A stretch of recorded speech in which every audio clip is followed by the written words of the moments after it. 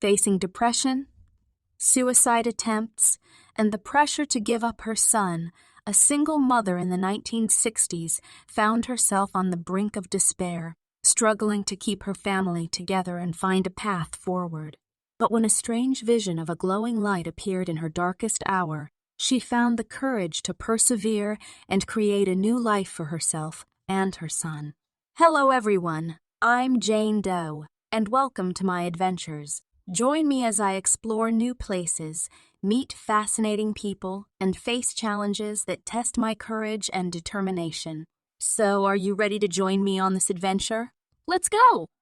We shared a room in my parents' house when my son was almost 2 years old. I distinctly recall experiencing utter anguish at not only being unable to see any hope for our situation, but also at the fact that I had no way to even consider any possibilities. At the time, there was only confusion and no clear path forward. I was young, suffering from severe depression, for which I had received hospital-based psychiatric care, and having recently attempted suicide just before the birth of my son. Choices were restricted from every perspective that I considered. Although my parents meant well, I had to leave my son with them while I went to work to pay for our food and give something to my mother to keep us, all the while I knew they were mentally and physically ill-equipped to take care of my son. They discussed how quickly he could flee from them and how neither of them could catch him because neither of them could run or walk quickly. Even though their house was near a busy main road, there didn't seem to be any other option but to leave him in their care. Afraid to leave him, but my mother became upset and hostile if I didn't make money, have a respectable career, or a good job. I was well aware of the general hostility and lack of support, but I had not thought about the legal situation for single mothers at the time.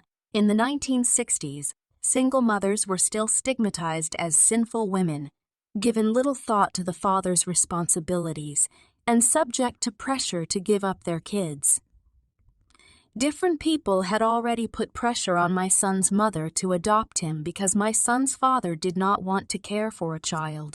He frequently complained when I was unable or unwilling to comply. My parents, who believed they would like to adopt him themselves, put pressure on me as well. Although she didn't bring it up with me at all, I believe the older sister was increasing the pressure to remove him. She had little regard for me and had a strong influence on my mother and father. Everything seemed threatening or hostile to me. I felt like my son and I were in grave danger in our own home, which is typically a haven of safety. I had no idea what was going on, without any kindness intended for me. I sensed a background hostility or ominous atmosphere. I didn't mind too much because I was worried about my parents, and didn't think either of them would have much sympathy. I didn't like that they were in pain. They were both frightened and frail.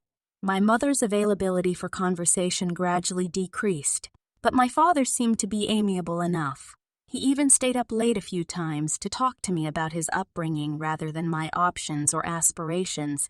He had had a terrible time, in numerous ways, always sick, beaten, and bullied. I had no understanding and knew nothing, living from one flimsy, uncertain moment to the next. I can feel the animosity growing. I had a job, but as the pressure increased and I began to panic about what might happen to my son, I abruptly left my job and returned home in the middle of the workday out of fear that he would elude my parents and perish in a car accident.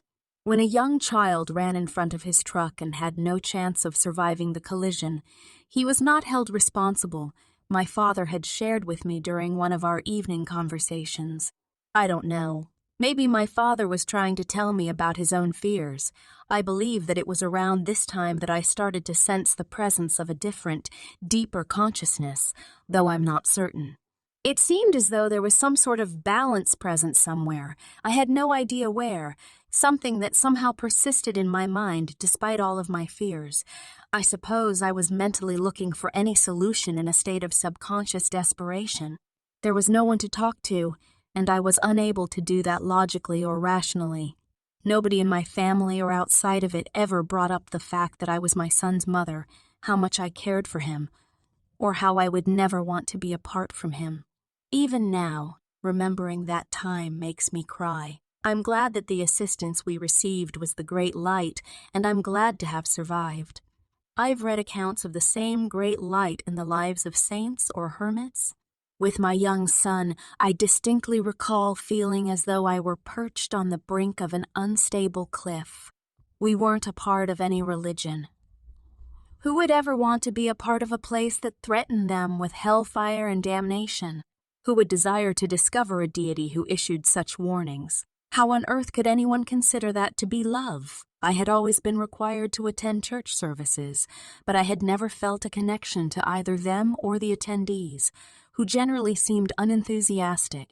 However, I was unaware of any other way. I had never found the right path to take, and I felt insufficient as a human for that reason. My son would inherit my fear and have to bear it on his own, which was another fear I had. It was a constant state of hypervigilance, panic, fear, and insecurity, all of which were exacerbated by a terrible sense of failure and hopelessness as a mother. I didn't know what to do. I first saw the first portion of the vision around the time when my fear was at its worst. My son was asleep one night, and I was relaxing next to him when I noticed what appeared to be a torch-like light in the distance, a round light that would be bright enough to hide its source if it were held in the hand or fixed somewhere. It slowly grew larger as I stared at it, wondering what it was and where it might have come from. It suddenly dawned on me that this enormous object, possibly a truck or a train, must be moving quickly and getting bigger by the second as it got bigger and brighter as it went on. Then I had the thought to run and avoid whatever was approaching without stopping to consider that this was an absurd notion. It was directly in front of me and my son, but I was unable to move. It wasn't a light like a beam, but rather an orb with no distinct edges, like the sun. I had a gut feeling I wouldn't get hurt. It gradually grew enormous, had no shape or edges, and just kept expanding until there was nowhere else to go. It covered everything, was made of it, and filled every available space. Not a light that illuminated objects to make them easier to see, but a light that consumed everything, consuming it until it was gone. The only things left were the light, me, and my sleeping son.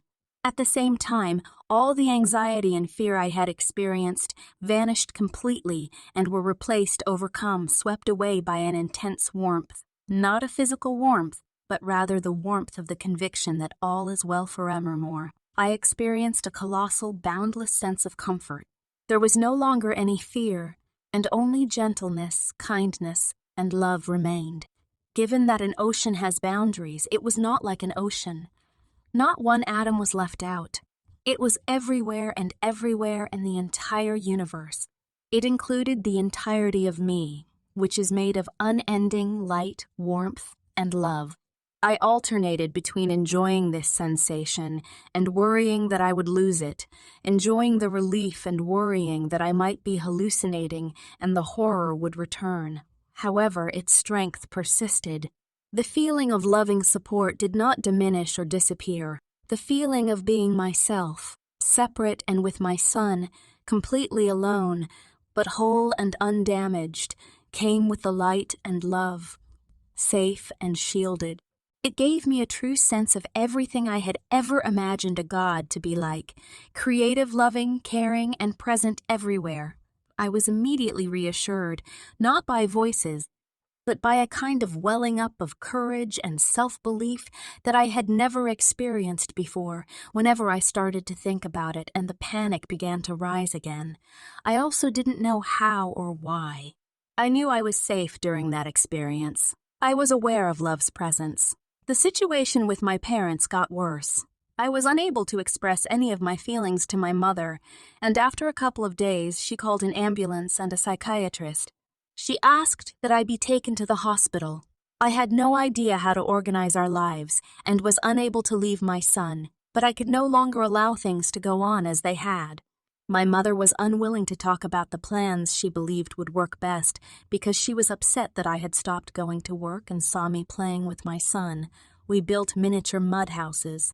She was terrified and certain that I was losing my mind. She thought it was insane for them to play that way and not act in ways she could understand. The psychiatrist arrived in an ambulance and would have removed me based solely on her judgment. It was the truest test of my newly found courage and love. I was shocked that anyone would regard my presumptive madness as a realistic idea, and was too afraid to say more than a few words. I hardly said anything. I was afraid to describe the light because I knew they would think I was crazy if I did. The psychiatrist left after concluding that there was absolutely no reason to remove me because I was quiet and polite. I had a terrifying vision of hell in the days that followed. It was a large, disgusting pit that was covered in slime. I felt compelled to get closer and closer and closer because I knew there was a living thing in the foul stench at the bottom of the pit. As I got closer, I saw myself in the living thing as it heaved in the muck. However, the power of the love I now understood destroyed that and removed the fear. The next vision was much more gruesome and terrifying. I smelled blood and heard someone groan, as if they were in the final stages of death, in excruciating, unbearable agony. Although I didn't want to, I was forced to. My face was very close to the head of the dying Christ when I turned my head. It wasn't something you made up.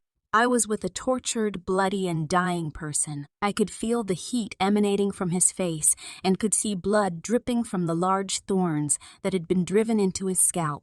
His breathing was raspy, and he was choking from the excruciating pain. For a brief moment, I had to endure the agony despite my inability to do so because I knew it had actually happened to a real person and was not a story. And that it does so and does so indefinitely because people are incapable of loving one another.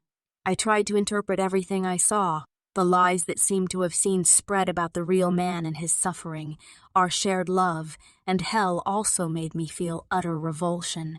I realized at that point that it was absurd to claim that love, who I now understood and knew to be God, required this terrible suffering I saw in his face as a sacrifice.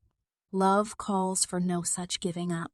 I realized how real Jesus was or could be, why he did not and would never leave the people on earth that he so dearly loved to live in ignorance and isolation in order to save himself. He was not sacrificed because he knew he would die. Rather, he was killed because he would not abandon the people and the planet he loved. I had been taught a religious concept that was a deception of reality, but he was perfectly aware of the fact that no one can truly comprehend what love is. He was completely alone, just like I am and you are, with the possible exception that he may have always known the same immense light and love that I have come to know. According to the organized church's rules, which had taught me that God required a sacrifice, none of it made any sense. That was all nonsense because the real man, the real Jesus of Nazareth, was just like my brother or friend, and he was just like everyone who has ever loved me and will ever love me. He was aware of the need for those who are not loved to understand what love is. He gave the love that he knew and that I know, not because of what the church taught. His love is the love that is everywhere, the essence and the energy of the cosmos. Being loved and knowing love can be experienced as the great light, because it is the most valuable thing we possess. We love and give love. He was aware that others would not understand and would want to punish him for releasing people from all political and religious threat and apprehension. He was aware that they would want him dead and execute him. He loved them all, so he didn't give a damn. That is the kind of love that overcomes and vanquishes fear. Despite the pain, I was now powerful. I've always had the impression that love is an enduring force that can be encountered and connected to in a variety of contexts. Its power is always available for everyone, just like with prayer and mindful meditation. I realized at that point that I had to entrust love, not religion, alone with the rest of my life. I had the impression that Jesus of Nazareth knew and comprehended it, and that many others would share his understanding. There were additional visions, but my mother quickly became irate that I was in the house. I was worried that if I didn't go to work, she would make me leave my son with her once more. She told my father I had to leave because she didn't want me in the house. "Your mother doesn't want you here, so you'll have to leave," my father told me. They probably meant that I was to leave my son behind and go. I quietly left with my son in a matter of days. My parents called the police to find us. but a friend lied to them on my behalf and said we could stay in her bedside. As a result, the police found us. I am therefore alone, but not alone. 45 years ago, I witnessed that marvelous light. Without the brilliant light experience, the knowledge imparted, and the comprehension of that perfect love, I would not have been able to pursue the very personal path I did with my son. Since then, life has frequently been very depressing, agonizing, and challenging. But love didn't abandon me. Love never leaves me. It will always be my source of courage and strength.